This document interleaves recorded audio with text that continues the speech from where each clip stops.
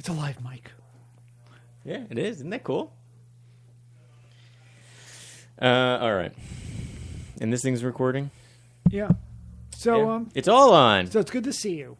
And let me tell you what I've been up to. Hold on, I have to do the introduction part. No, we'll skip that part. No. Okay. There's a whole thing we have to do. So official now. I know. So many people are tuning in. We have to make sure. Hi, and welcome to Talkward. I'm Marty Dundix, editor-in-chief of Weekly Humorous Magazine, and this is Talkward, a fun little podcast where professionally funny people come to tell awkward and cringeworthy stories, or just be awkward and cringeworthy in the moment, which sometimes we have to. Speaking of, we have a special guest today, a drop-in, not even planned. We're very lucky to have a award-winning, best-selling author, Bob Eckstein here. It's great to be here. Come on. I'm back. Thanks for being here, Bob. This is our first two-timer guest on Talkward. Oh, my God. You've been on this before, and now you're coming back bigger and better than ever with more books. You brought me a book. Brought you a book. Welcome to Talkward. Bob thanks. Eckstein. Great to be back. I brought stories. I have a house guest. I wanted to share that with you. I haven't told you yet, but I have a house guest at the moment. Who's your house guest? The Steampunk King. His name is Bruce Rosenbaum, and he's in town to talk at different conventions or something. Yeah. And he's, there's not a lot of money in steampunk right now, so he's crashing on my couch. That surprises me. Did you have to steampunkify your couch to make it something that he's allowed to use? Yeah, there's a few things we did. Like, we picked the most steampunk mug for him this morning. You had to add some levers, some unnecessary steam-activated levers. We tried to make the bottom buzzer to get into the building more confusing. I tried to mix it up a bit. It has a couple brass buckles on some leather straps for no reason. It's interesting that you're so into steampunk. I forget about this. Yes. Until all of a sudden you'll pop up something on the Facebook for an event, and it will be you speaking at like a steampunk festival in Pennsylvania someplace, and you're like the keynoter, and it's like, what? And then you look at it, and it's amazingly informative, and you have all these illustrations and things that go with it. I'm waiting for it to come back. 1982. That's when it began. And I was right there at the forefront. Tell me, why 1982 did steampunk happen? It actually did start then because that's when Thomas Dolby came out with his album, The Age of the Wireless. Yeah. And OMD came out with this album called Dazzle Ships, which is considered like sort of the first steampunk album. And then Blade Runner came out. And then all the geeks came out of everywhere to embrace this. Of any of the different possible cosplay, Comic-Con, dress-up things, charactered, I find steampunk the most interesting. It's the easiest. You go in your basement, you just find all this crap that's laying around in the workshop. Yeah. Gears, like broken clocks and stuff. Yeah. There's your contact lens for steampunk or whatever. You just make it into a radio or something. It's steampunk. In the Weekly Humorous Shop, which is just like a bunch of cartoon prints, some of your stuff is on there, some funny T-shirts you can buy. But then there's like a higher end of stuff that we started selling. It was nicer things. But then I started selling some steampunk stuff, and I thought of you. You can buy basically steampunk goggles. I saw the goggles. The goggles. It's like for your flying Zeppelin or whatever, your crazy steampunk machine. Are there any left? Or do they sell out? There's a couple left. I'll save a pair for you. All you need is a glue gun, and you're on your way. Yeah. It's steampunk. Yeah. It is embarrassing. I did speak about it, and it's funny. I went to the last steampunk talk, and I'm on stage, and I realized I'm the only person dressed like normally. I'm looking out to the crowd. And they're all in costume. Everyone was in costume, and I didn't want to disappoint the group, and they're asking me why I'm not dressed, and I said, No. I'm wearing steampunk underwear. And then I did like some squats, and I said, "Oh, that really hurts," because it's all buckles. Thank you for straps. Helping me with that lame problem. joke. Yeah. It went over at the show like a fart in church. Oh, really? Yeah. It's a tough crowd to make laugh. The steampunk crowd takes themselves very seriously. These are people who have seen like Blade Runner like 40 times. Do they have a steampunk society in Manhattan? No. It seems like a very hipster, Brooklyn-y type thing to do. You see, Manhattan's always like what's happening, what's cool, and steampunk being behind the curve, it's just reaching like the Midwest and those places. So like steampunk is reaching those places out there in the same way Like, remember when Woody Allen would wear that army jacket he wore in all the movies? Mhm. And everyone in Manhattan was wearing those at one time, buying them at the, like, Canal Street shops. Yeah, the Army surplus stores, Army Navy And stores. then Manhattan got over it. Yeah. After like 2 or 3 years, everyone stopped wearing it. And then it started popping up in the Midwest. And everyone started wearing them out there. Same thing with steampunk. It's just getting out there. Steampunk is way in the rearview mirror for Manhattan. I really don't think that it's something. Unless a movie comes out to bring it back. And there is a movie coming up in November that looks like it's with... I'm trying to think who made it. Brian, what's his face? The famous director, Brian Singer? No, Brian, the guy who did he's an older guy. He's got all these Oscars. Come on. Did he make Titanic? No. No, that's Jim. Yeah. Something. I call all my directors by their first name. Benny. Yeah. Frank? No. Is it Buddy? Is it that Frank Ford Coppola? No. So there's a movie coming out that's very steampunky, and that might bring it back a little bit. And Okay. then we're back to your goggle sales. I hope so. Fingers crossed. Yeah. The goggles. So what's going to be the next item going up on the market? I'm wearing this fun tie today that you noticed. It's got skull and crossbones. So it's like burgundy. So it's not really. It's an very, understated silly tie. So it looks like a boring banker's. not, though. But it's we're gonna down get- on Wall Street. It's going to get respect when you walk into the boardroom. It just looks like a nice silk tie, but then you look at it and the icons on it that are smaller, skull and crossbones. I don't think you notice it right away. You think you mean business, Yeah. or did you have a sense of humor? But then, if your mood changes, on the other side you have what? Oh, it's just more. It's the same thing. Oh, that was like Captain Crunch or something. That'd be something. That would be nice. Yeah. But maybe for the next. And then we have other weird things. I mean, there's more just like these are actually sunglasses I'm holding up. These are from the store, but these are made of wood. Oh, Isn't that cool? wood sunglasses. Yeah. I Then don't you know. know you're from Williamsburg. Yeah, they're very hip. Yeah. They're very hip. Will you be getting the wood hats? They have wooden bow ties that I am not selling, but they have them. Yeah. They're just bow ties that are made of wood. I have the deluxe pair of these sunglasses. Yeah. They're 3D. This way, if I ever find myself with 3D needs, I have.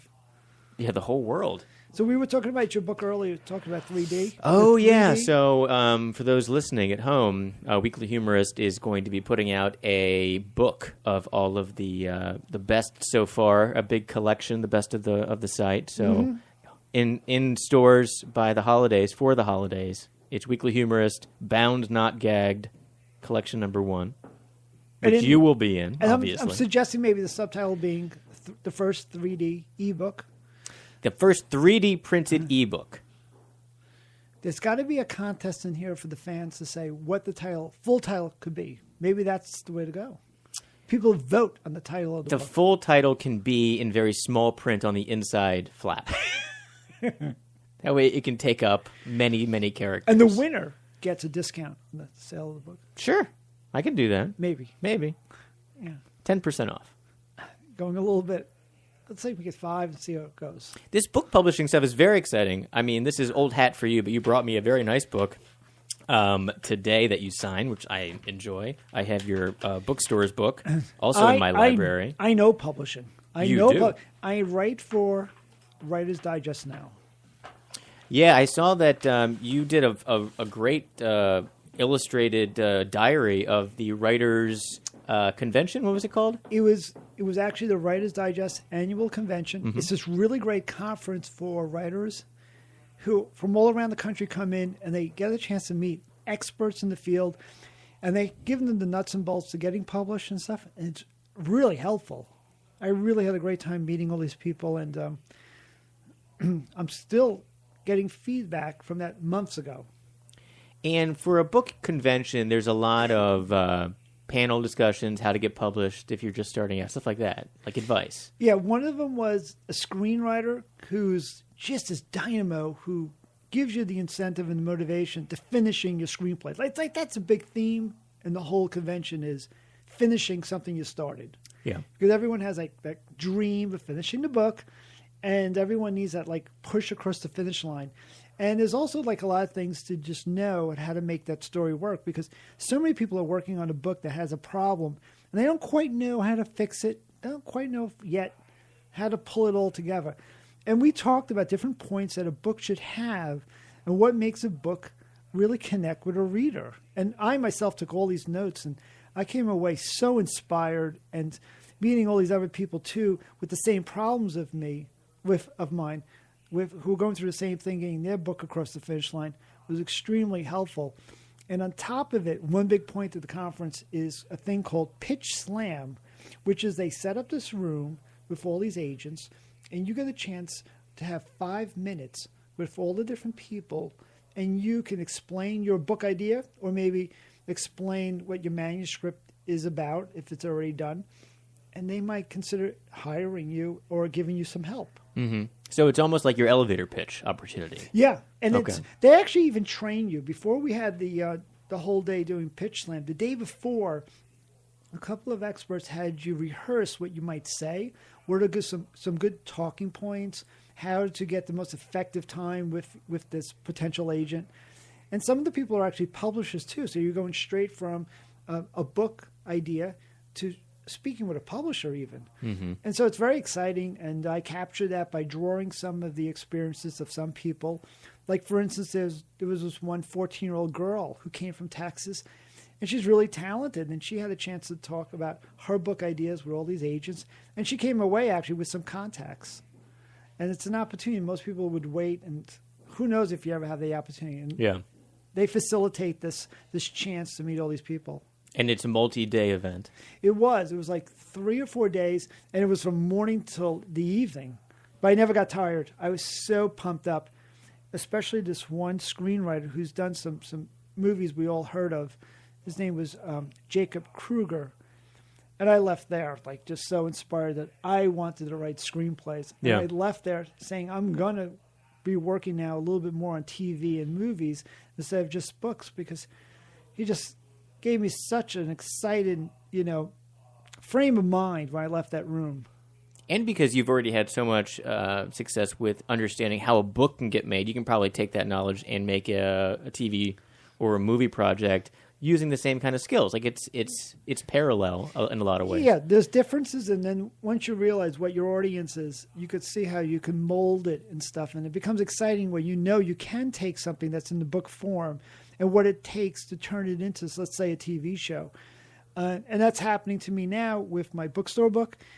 There's a studio that wants to make it into a travel show, and they've been working on it for the last 2 months. And I've been learning a lot through that process. And also, it's very rewarding to see that the first idea grow into something greater. I could definitely see how the bookstore book, this is a bookstore book where you profile bookstores from around the world, and you illustrated all the bookstores and you profiled them, and big time bookstores all over the place. And I could see how that would be an amazing. I mean, how many episodes would that cover? How many books do you cover in that book, or how many bookstores do you cover in that book? Well, I did 150, and there's Okay. 75 in the book. Okay. And I've always thought the other 75 would eventually see the light of day in a sequel.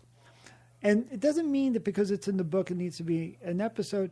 We can do bookstores that are new, as long as they feel like they're bookstores that people should learn about. But we're trying to emphasize the emotional component, the personal experience of going to a bookstore. So the emphasis now is how a bookstore has changed a person's life. Mm-hmm. And for a lot of people, it's all different things, whether it's getting your children to read, or for some people, it's changing their career. Like for instance, Mark Maron was someone in my book. And he's someone who was working in a bookstore, and the owner of the bookstore changed his life and changed the direction of what he was going to do, and had him go into comedy. And there's a lot of stories like that. Another example is Bob Oldenkirk from Better Call Saul. Mm-hmm. And he was kind enough to help me and be in my book. And he told the story how a store in Chicago changed his career and got him into acting. And it exposed him to a world that he would not have been exposed to before. Yeah. So, and that's what's exciting, is to show how bookstores are important to people now, and encourage people to realize that they're an intellectual hub in each town. And that you can't get that in a hardware store going to your Dollar General that you can get from a bookstore. What was your bookstore when you were growing up that changed your life? You grew up kind of around here. Well, I you? grew up in the Bronx. Yeah. But my bookstore story would be that in Strands I had my first sexual experience. That is quite an That's quite a story. I didn't share it at the last book event because I did have my mom with me. Was it the Strand here in Manhattan? Yeah. In the one that I'm thinking of near Union Square? Yeah. Which section? Downstairs, probably downstairs. It gets dark down there. It used to be that it was very gloomy and dark. Yeah. And it was like, as a teenager, there was like really limited places to find some privacy. Okay?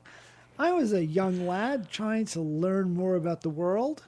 And Is that the section that you had some fun in? Yeah. What section was that? Sci-fi? No, if you were sci-fi, you'd be by yourself. Yeah, it was, I think it's sexually, you would be in self-help. Yeah. No, I think that it was very fortunate for me that it was at a time there was no cameras. Yeah. The security cameras. You don't think, anyway. You hope. Yeah. It would help the book, though, if it went viral. Definitely. So, but that's, my story is that Strand Bookstore was like one of the stores I hung out at. Excuse me. And, yeah, good memories there.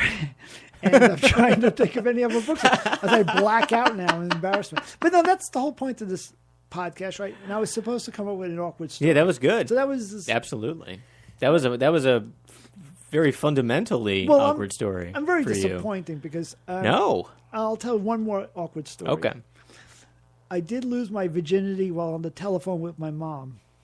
That is very awkward for everybody involved. Was there a call waiting? If anyone's still listening at this point, I was actually at my girlfriend's house. Can I ask if you star 69? Oh, thank you. Tip your waitresses. No, I forgot what that does. That calls back the person you were on the phone with. Yeah, that calls back the last number dialed. Back in the day when people had telephones that had numbers that did that. This phone on my desk is a rotary. Maybe that could do it. I don't know if phones today actually called star 69. No, I was telling my mom I was going to be late. I was at a friend's house. And hello. Oh, this is happening right now, huh? Okay. Mom, I got to put you on hold. Yeah. And 14 seconds later, you were back to the phone. I was a sex operator on the phone. And what a surprise to have my mom call in that 800 sex Yeah, number. exactly. Very odd. 1-800 German midgets.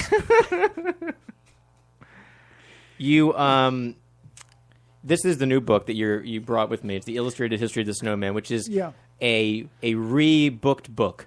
Right. This is an updated version of a book you had done, which was the History of the Snowman. I did a straightforward book 10 years ago on the subject, and it had limited amount of illustrations and images. Yeah. And some things have happened in the history of the snowman since. There's been developments. We needed to address that. And the world's record, a new world's record for the largest snowman in the world is 13 stories now. And it's no longer a man, it's a woman. A woman is now holding the record for largest snow. And you know what? It's about time. It has been about time. This is something that bothered me for years. I know. And this is I know. it all pulls together now. So that's what the illustration is on the cover here. It's an illustration. I did a painting of this snowman that was made in Bethel, Maine. And this is a snowman that was made with cranes. I mean, wow. It took a whole town to make this. It takes a village. And it was something that took months to make. And this is this two fir trees coming out of the snowman? There's huge Christmas trees coming out. They're the arms. Mm-hmm. The mouth is made out of, I believe, truck tires. Mm-hmm. Eyelashes made of skis. And this enormous scarf surrounds the neck. And what about the carrot? The carrot was made by the elementary school. Everyone in the elementary school made this enormous papier-mâché carrot. Now, I remember going to school. We didn't do anything like that. Can you imagine? That was your science project, just making a large carrot. It'd be funny if you were like, the carrot's just the world's largest carrot that they got, and they ruined it. And they just shoved it in the snowman's face. Yeah, there must have been multiple records they could have broke. Yeah. But one of the things they did was they had a contest in the town for who can guess when the snowman would melt. Did the surrounding town just completely flood when it melted? By that town in Maine, it really is big. Yeah. It's very large. And, anytime you need work permits to make a snowman, you know it's big. This is a big... so is this based off a photograph you saw? this Kind painting? of. I idealized it for the sake that make it as sexy as could be. I would do that with all my illustrations. I try to pick the elements and the mood, but I also didn't try to make it something more that the photo couldn't capture. Mm-hmm. And in this case, I try to capture how the town was overshadowed by this snowman. Mm-hmm. And so the painting goes around the back of the book. Yep.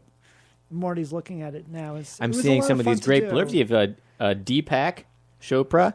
Yeah. Gave you a nice blurb for this book. So Yeah, that's yeah. nice to know that Deepak has endorsed your We're snowman. tight. What? We're tight. Oh, I absolutely. I know. Actually, it started a friendship when he came out with like one of his early books, Did Change My Life. And I wrote him a note saying so. Really? And he replied back. We kept in touch over the years. And I really do email him. And he's someone who was kind enough to help me with my book. As well as there's a couple of other people back there who are really dear to me. Roz Chast. Who is a really excellent New Yorker cartoonist. Mm-hmm. And we're friends. And she's going to be in my next book that comes out next year. I have a book collection, The Ultimate Cartoon Book of Book Cartoons, which is a collection of cartoons about books and bookstores. Okay. And in that book also includes another person in the back of the book, Leanna Fink. Mm-hmm. And she's also a New Yorker cartoonist. And then, you got to read the one blurb here by Atlas Obscura, is it? No. Yeah. Bob Eckstein is a national treasure. I can't hear that enough. National treasure. They actually changed it. They said something different, but I retweaked it a bit. He should be stored behind security glass? Is that what it means? I think they had said, no, initially it said Alan Alda is a national treasure. And I took creative liberty with that. Yeah.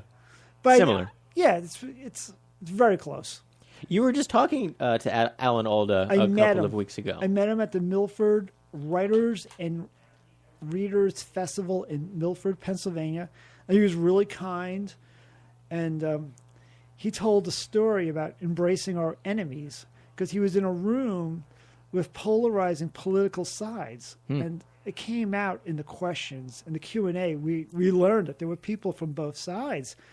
And people were asking about, like, Trump and these times and, how do you get harmony with people and how do we come together as a country in these times? And that's exactly his wheelhouse. His book is about everyone listening to each other, people communicating with each other. And he went on the show about, in this middle of the talk, about enemies and how you need to sometimes sit down and talk to enemies. And for me, that really connected because I had an enemy in college. You had an enemy in college? And you went to Pratt. Went to Pratt Institute, and we met up later, and we did sort of bond. We talked, and we kind of buried a hatchet, and that turned out to be my wife.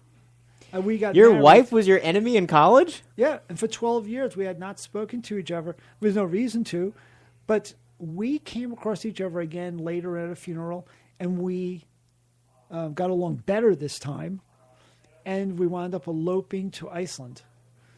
And, wow. I didn't know any of this. Well, believe me, the both of us didn't see it happening either. Yeah, this was something totally unexpected, and it kind of proves that you really can, do anything. You could expect people can come together under the most adverse conditions. I mean, I would never expected that to happen, but we're together now. You've been together for a while. We are been married by 20 years, and I love her more than ever. We really get along really great. And she's an artist who's actually pretty renowned in her field. She's in museums like the Whitney and the MoMA and different places. Yeah, she's like really been successful with her artwork. So I can go to a museum and see her stuff on the walls? You could see it in different places like that. Even like the Victoria Albert, is it? Yeah, what's the Victoria Albert Hall Museum in London? She's there too. She's in the Met collection, like in their archives. When you're hanging in the museums and you're an artist, can you just walk into any museum and they're trying to get you to pay like whatever the donation amount is, and you can just be like, I'm on the 3rd floor, section 5. I'm in for free. And they're like, oh, I'm sorry. Please go ahead. Have whatever you want at the snack bar. when we went to MoMA, they type in her name. She explains she's in the collection. They type in her name, and she's got some VIP treatment. Really? Yeah. I would hope so. We go in for free, and we cut in line at the cafe, and we say other things. Is that true? Yeah. We wear, the cafe. That's great. We wear the headphones. We pretend we're saying things about other people's work. Yeah. Yep. That's exciting. It is. I'm very proud of her, so it's kind of neat. And then it kind of humbles me because what I do is I'm doing work for the Weekly Humorous. Yep. That's big time. Doing cartoons. But it's hard to compare, going to the MoMA and Weekly Humor. but really, we're both in Manhattan.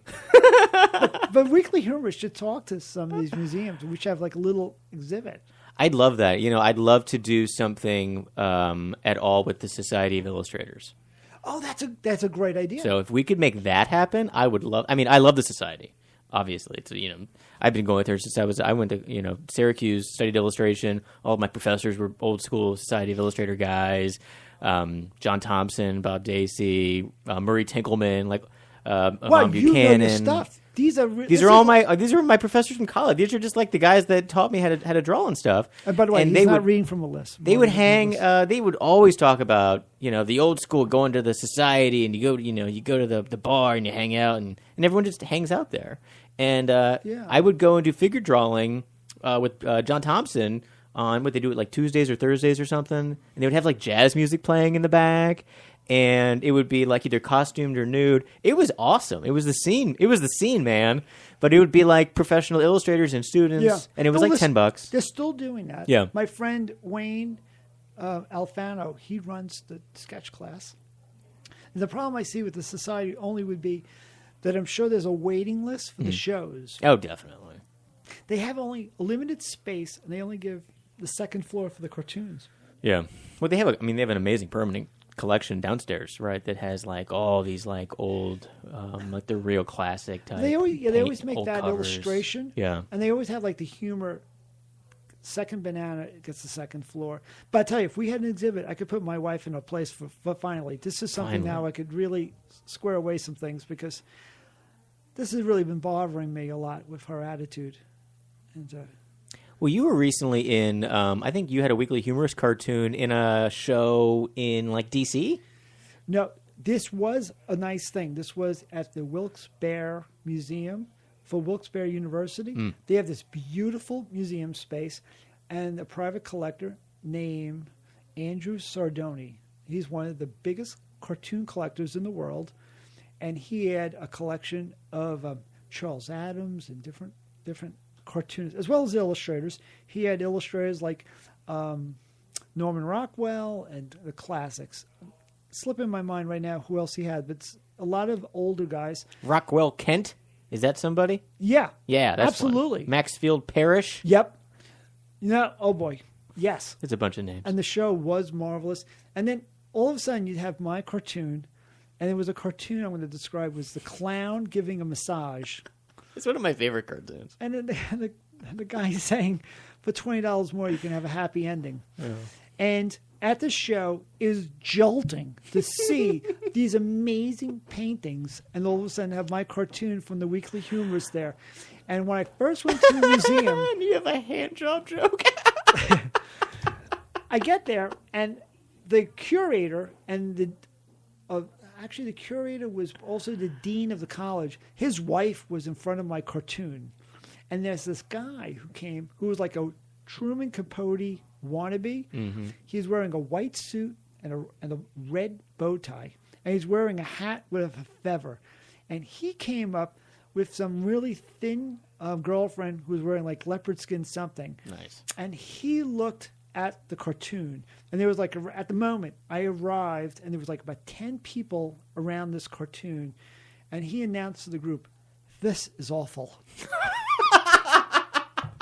He said, and he walked away with this he pranced away, and I said to the group, I said, "That's mine." And the woman who is the wife of the dean said, "I love this cartoon."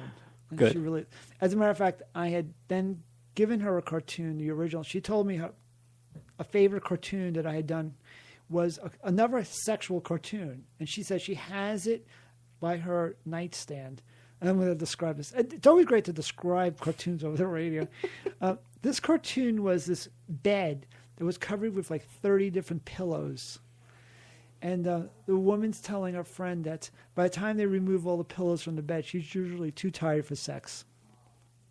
It's great. It's cute. Yeah. So hit the wheelhouse with the dean's wife. Yeah. And it was a really nice experience. They made speeches, and they talked about how they're helping the community because it was sort of a fundraiser.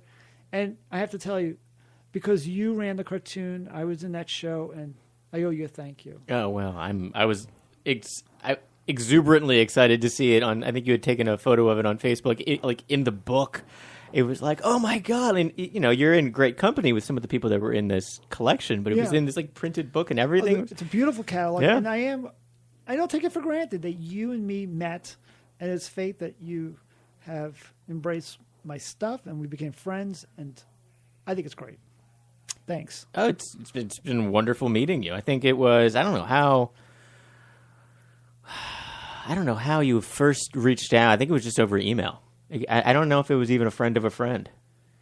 No, it might have been an introduction. I don't remember. It was a while back, and I like to see the magazine grow and watching all the different things that are happening. It's really exciting, and the evenings and stuff that you're getting all these comedians. That's great. Yeah, the comedy nights that you never come to, but that's okay. I know you're very busy. Yeah, it always winds up that I'm out of town. So always out of town.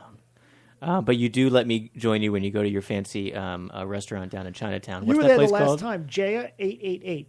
And they're still open as far as the health board is concerned. So if you're in Lower Manhattan in the Chinatown area, Jaya 888 is off the name. Canal Street. It's on Baxter. And I haven't been there myself because I haven't been in Manhattan. And that's why I made a point to visit you, because it's one of the rare times I had a moment. Because when you're doing the books, it's like you have to promote it. Yeah. You have to do the medicine show. Otherwise, the book won't survive. And at the moment, I have 3 books to promote. So it's like a little bit more than usual. Yeah. And I'm doing radio. What are the other books? You have the Snowman book. You have the bookstore book. The bookstore book is still going strong. And because it's in different languages now, and because it's kind of come back a bit, I've had to promote it. Mm-hmm. So there's been some events in which I had to go to, and I'm doing that. Like I'm going to the Miami Book Fair. I'm going to New Mexico for that book fair. The third item is a box set of postcards based on the bookstore book. And it's my paintings, including some stores that are new and were just recently painted that were not in the original bookstore book, but they're new paintings. And it's this beautiful collection. They really did a beautiful job reproducing it, and the whole box. It's a really neat way it opens up and stuff. And it's 50 different stores. And I've been promoting that because a lot of bookstores are getting excited about that, and it's helping them get exposure.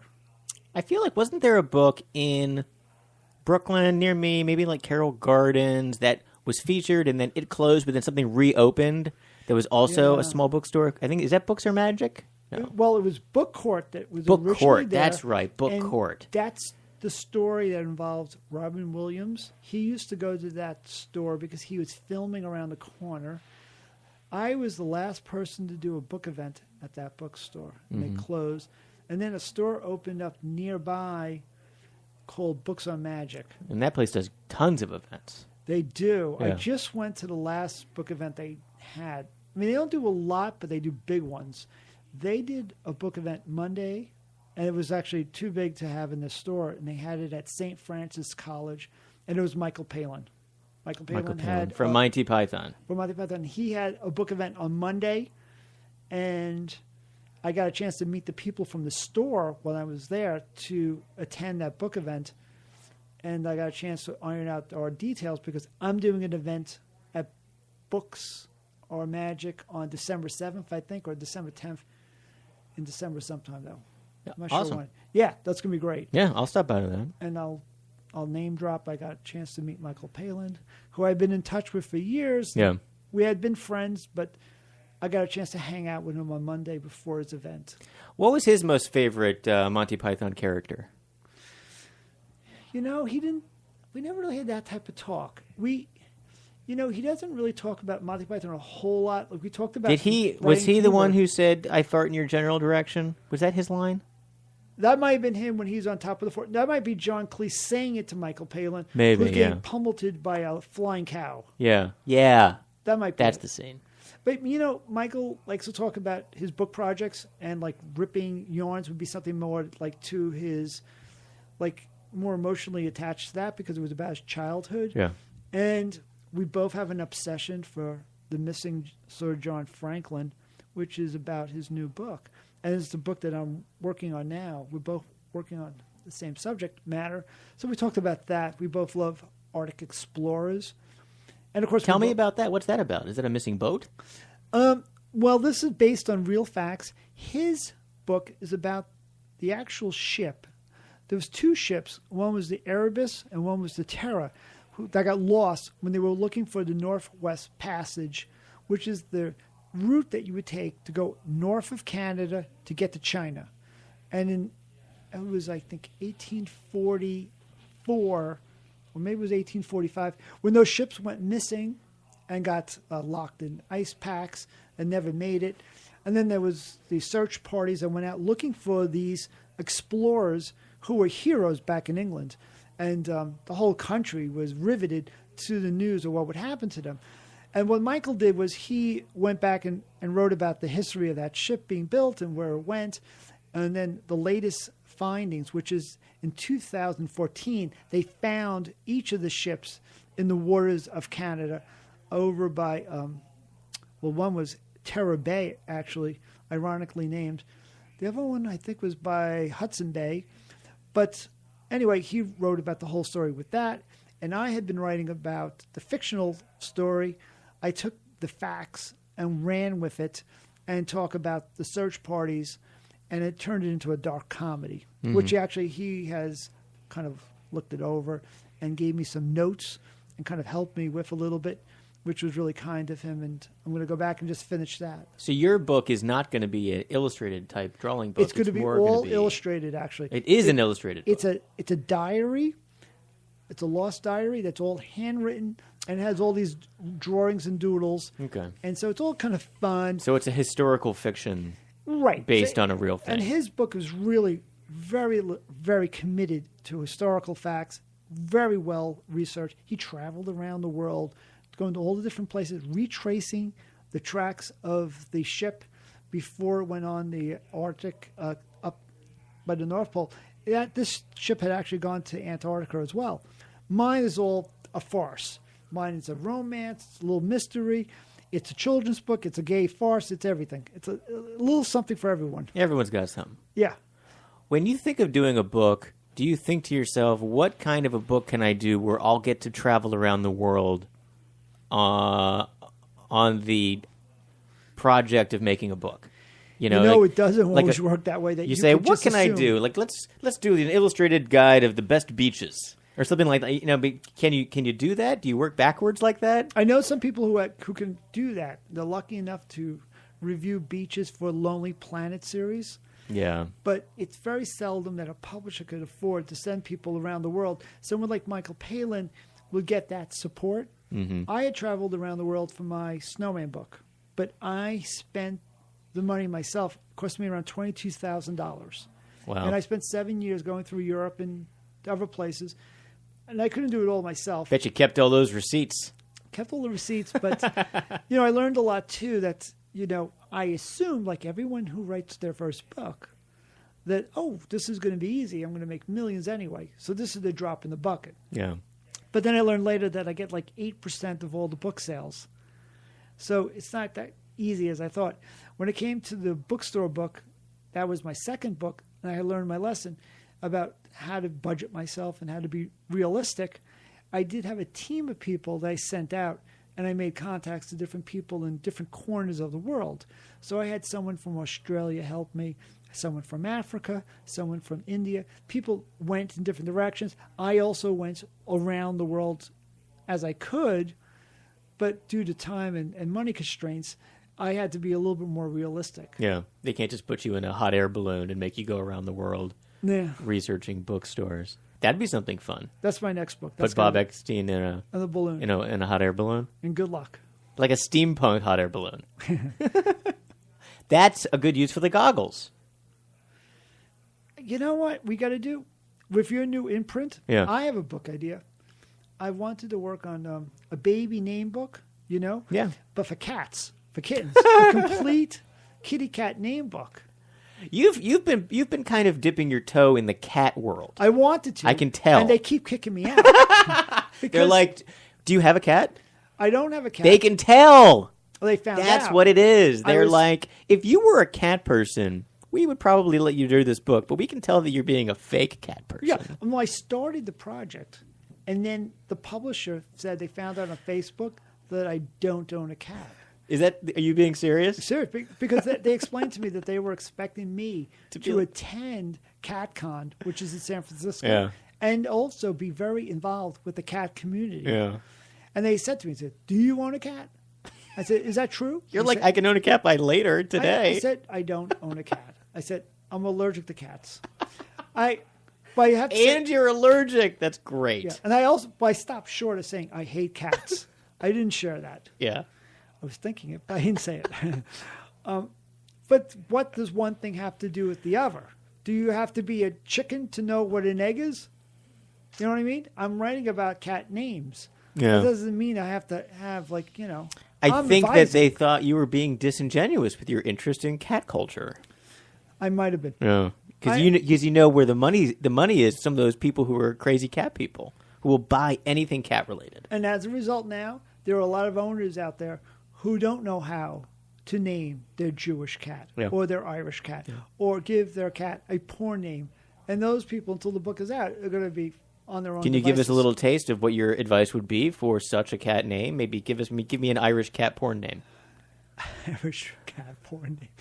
I'm not going to say. They're all dirty. And you know me. We were talking about this earlier. I am an altar boy, Yeah. and my mom's listening. So let's keep this clean. Hi, Bob's mom. But I'll give you a name for a bookstore cat, Okay. Downton Tabby. It's pretty good. Okay, here's a Hollywood name for your cat, All right. James Spader. It's good. Help control the pet population. Oh, God. You know what? This isn't such a great idea for a cat. All right, I have to go back to the drawing board, come up with some better names. All right. I'll work on it. You work on it. It's not that easy. It doesn't seem easy. How long did those... The title said 2 million cat names. 1,700 of them are in this book. That's what I said. And then the publishers who were looking at my proposal said, Can you clarify this? What did you mean by 2 million? I go, there's millions of names. I go, I don't have the time to come up with all of them. I go, but we could just imagine. It's endless. Just imagine how many other books I could do for you. But this is a sequel. We Yeah. can make this, a volume set. This is going to be like an encyclopedia. Hey, You don't just have one. We're going to have like 15 volumes of this book. You don't want to shoot my load. Oh, sorry, Mom. You don't want to just put it all in one book. Yeah. You can't just get... You're just getting the A's. Yes. What do you want, all the way to Z? That's a lot. Mr. Bumbles. Yeah. Bumblelicious. Bumblewise. Bumble Senior. Just do 500 names in the variation of Bumbles. Did you try doing the book slam pitch with this cat I book? went in there with a different idea because I felt like it would alienate my interview, so I just tried to do something straight. Yeah. And I did go with the cat proposal to 2 big publishers. And both times they were really serious until I found out that I hate cats. They're like, get out of here. Were they both cat people that you were talking to? Yeah, the one person was a really cat person, and she was really not too pleased. She was going to CatCon. I feel like a good niche book for you, knowing what I see that you post of when you aren't in New York City, you live more in the country. You have a place that has more greenery and backyard antics, and you're constantly doing fun videos of a squirrel with a horse head. That is not the best way to describe it. It's an operetta. Okay, so It's being set to please music. explain to the people listening what you do Okay. to squirrels. Okay, what I did was we set up by the bird feeder a horse head on a cord. It's a plastic horse head, Right. guys. It's not an actual horse head. Right, and this hangs in just the right height for a squirrel to come by. And inside this plastic horse head, it's encrusted with seeds and peanut butter. The peanut butter actually acts as a glue to keep the seeds in place. The squirrel puts his head into the horse head and doesn't realize that he is now on stage. I am filming him to music, dancing, as he's trying to eat. And, of course, we have also the Darth Vader helmet next to it, as we have a whole plot. So you've inadvertently gotten this hungry squirrel to perform for you while he is eating and enjoying himself. No harm is coming to the lovely squirrel, but he is now dancing around wearing either a horse head or a Darth Vader head. No. You got it all wrong. The horse head's for the squirrel. Yeah, that's what I said. Yeah, but the Darth Vader helmet's not for the squirrel. That's for the chipmunk. Oh, I'm sorry. The chipmunk. Forgive me. Because the opening is not big enough for the squirrel.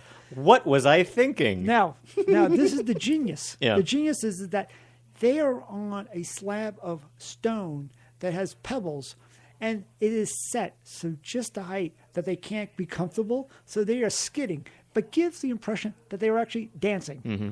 So when they're trying to reach up with their paws and they have their head up in the horse head, their feet are on their tippy toes and they're moving around as if they're performing. They're kind of tap dancing. Right. Yeah. So I worked out a narrative to this. It's right now I'm only up to the third act. It's very complicated, and this is a true story. My wife has some contacts in the production field and the film business, and we had reached out to some talent to help us with this. And they got involved at some point. They all quit because they thought it was ridiculous. It is totally ridiculous. They got on board initially, but it's really funny. And the excitement lasted for 18 minutes. They're like, "Is this it?" And then I would give them like these files, and they said, "You really expect me to score this and stuff?" And I would give them all these notes and stuff, and they said, "You got to be joking." But I do have interest in this. I actually have the New Yorker asking me to show it to him when it's finished. And I want you to show it to me when it's finished. It's coming to you after the New That's Yorker fine. rejects Everybody it. else. After everybody rejects it, right here. Yeah, the New Yorker is, they have very high hopes for this. This is it's very good, but it's not Lincoln Center. No, but it definitely has potential. And then, with special effects or filters, or you could make it look pretty zippy and cool. If you take that video of the squirrel, which is great on its own, but then add more to it, you could add more to it. We didn't speed up anything. It's them actually natural. It's fun. I've gotten to know the crew. We have a craft table set up for them. After they come out of the horse head, I set something up like crumbs and stuff on the side. Very nice. It is. Hopefully their rider isn't too complicated. Only blue M&Ms in their trailer, stuff like that. Yeah. Well, they're all SAG members, so they all have their own guidelines. Yep. Anyway, that's one of the projects going on there. And the second project that I enjoy seeing from you every year, it seems, is your competition with your New York City neighbor with the wreaths you put on the front door of your apartments. That was a lot of fun until they found out that they were being Facebooked and going viral. So what happened was that they had put up a Christmas wreath that was a little bit larger than ours. So you put up a normal size wreath, let's say. A very appropriate, very festive wreath that anybody else would say, that's putting me in the spirit. But our neighbors then had to take it up a notch, and they put up something that was a little bit, what I would say, like a crap, trashy type of wreath. Like it had like bells and things like that. It had objects on it. Accoutrement. And most people say that it's the scent, it's the sentiment of just the natural, the wreath thing. They were putting objects. They make it larger. So then we felt we had to do something. We had to up the ante. And we put up something that's just a little bit fancier. And then one day I come home, and they have this monstrosity. I guess, not exaggerating, it was the width of the door. They had this wreath up. Yeah. So then it was like, But then you went back and forth like a bunch. And then you did one where it's like you had a wreath that was absolutely the smallest. Well, then I tried you started getting kind of crazy.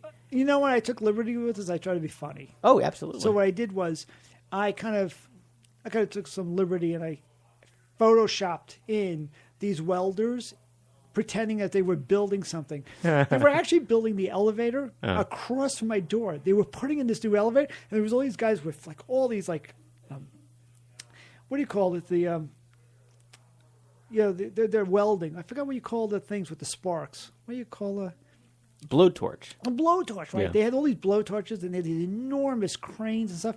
So I just simply superimposed that scene onto my front door. And then I showed shots from the planet Earth, from space, and I showed the reef then. And then I mixed it up. Then I threw them for a curveball they never saw coming. I made the reef smaller and smaller until they were very small.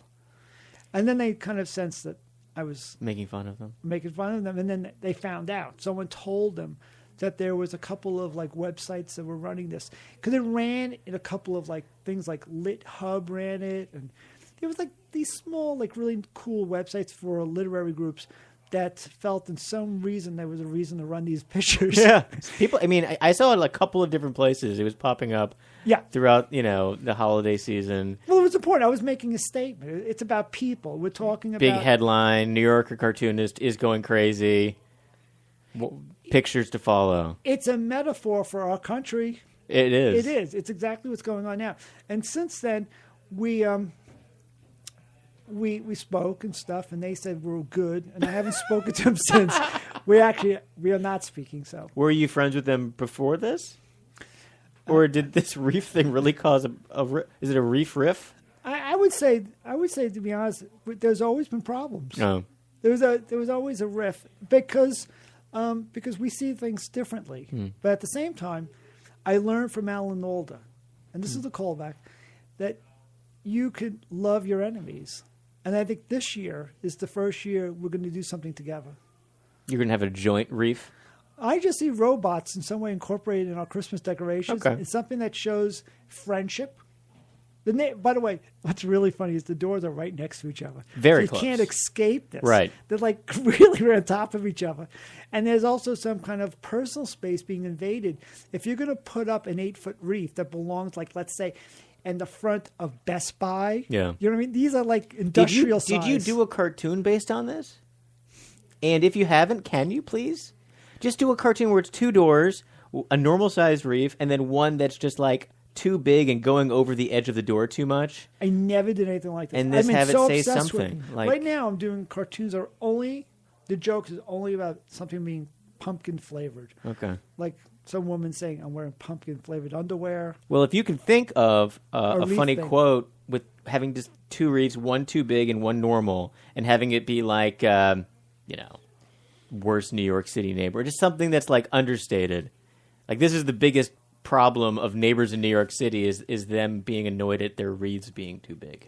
I think I'm going to disagree with you yet again. No, I mean, do whatever you because want. Photos, Yeah. I think, are needed to drive this joke to show it's real. Yeah. You know what I mean? True. When people see that this is something that's happening in our country now, and not just drawing. You know what I mean? Sometimes a photograph, it's like the photo funnies. Yeah. We could put an asterisk that says based on a true story at the bottom of your cartoon.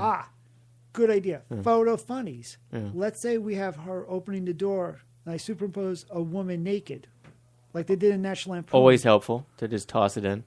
Right? Yeah. And I could find a picture of someone who looks vaguely like my neighbor. She'll like that. Oh, yeah, I think she'll love it. Things are good. I feel That things won't are catching up now. That won't escalate things quickly at all. Yeah, it's something that a snowman cookie that's going to smooth things over it really easy. Absolutely. Well, this was nice. Thank you. Thank you for stopping in. It feels like therapy. Just let it all out. I'm exhausted. I need to lay down. You have to go someplace now to be a creative panel person. Yeah. Are you speaking at this thing No, you're going to? I was just invited to go to Innovation Now or something. Or, Innovation Station. Or Millenniums for the metric system. Something like that. I don't know what. Millennial Falcons for the something. Yeah, exactly. So this is like a hipster innovation thing in Brooklyn? I got 40 minutes to grow a beard. Yeah. But let's remind your listeners that you are now selling wooden sunglasses. Yeah, go to weeklyhumoristshop.com and you can buy all kinds of hipster goodies like wooden sunglasses and skull and crossbone neckties. And you'll be halfway home. Oh, yeah. You're going to blend right in at the Innovation Station. So people can get the new illustrated history of the snowman. Is this in bookstores this holiday season? Yep, it's out now. And if you can, I have a free talk at the New York Public Library. And that is... in Midtown Manhattan. The times and the details are on my Facebook or my Instagram. Please follow me, Bob Eckstein. It's BOBECKSTEIN. So reach out. I love to talk to people about work, about cartoons, about jokes. It'd be great to hear from people. That would be really great. And then you can get the details of where I'm going to be doing a free talk. I'm doing one in book culture, and that is in the beginning of November. The one in Midtown Libraries at the end of November. And then I'm doing books on magic at the beginning of December. Okay. Yeah. So we'll put all that information in this post for this podcast too, so people who are listening can see all those things, and then we'll tweet and retweet, and we'll post it on the Instagram. You're also very popular on the Instagram, so you should follow Bob on Instagram. It's Bob_Eckstein, all one word. I should have had the dates, but I'm an idiot. It's okay. Okay. People can find it. Make them hunt you down. Okay. It'll be great. So go and buy this, the Illustrated History of the Snowman, which is a beautiful book, and it's a great gift book. It's a great book for people that are fans of snowmen and history and just interesting things. Yep, Marty's in there a couple of times. He's inside the snowman. He posed. Yeah, every time you see a photo of a snowman, I'm actually trapped. Actually, page 58 and 60. I'm trapped in. See, this is this one where they've obviously bound and gagged me and then frozen me in snow. That was a long day. And took photos of me. Ugh, that was uncomfortable. But we gave you hot cocoa afterwards. Very nice.